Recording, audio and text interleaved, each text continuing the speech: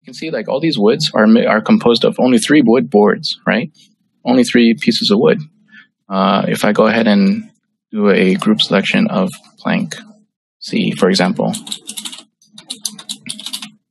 you can see like plank C has been propagated across, multiple areas in my scene, in the ceiling, on the floor. I've been reusing it even for some of the stuff over here on the bookshelves, and I was able to get a lot of mileage out of plank C. Because the UVs are all the same and I transfer them across all the surfaces. Since they're identical, it's really easy for me to use it. So like if we go ahead and like look at plank B, for example, same thing. 3 pieces of wood composed this, all the floorboards and the ceilings, to make it. It's the same thing with like these rocks back here. This is only one rock. Like I've only modeled one rock, and I've kind of used it across. And I used it across, to kind of populate on this kind of like chimney, right? So the reason why is like, you look at this rock, right? And this is that rock that I was using up here. And you're like, well, some of the rocks, like you've kind of scaled and adjusted and deformed the manipulation, right? And it's like, yes, that's true. I've adjusted it enough so that I have to relay out the UVs, correct?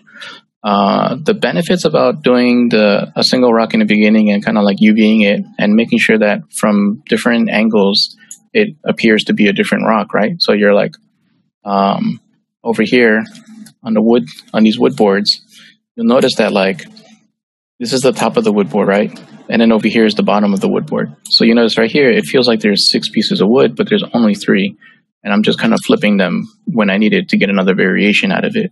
So that way really cuts the time in half, and you can save a lot of time and a lot of pain. Same thing with this brick. This one brick is the same brick that you see over there on this chimney, right? So even though like I've been manipulating it and pushing and pulling and adjusting this, you notice that the UVs aren't that bad that if I change if I apply the texture, it's not going to break. It'll still feel this, like the texture will still work, and it feels like a different brick.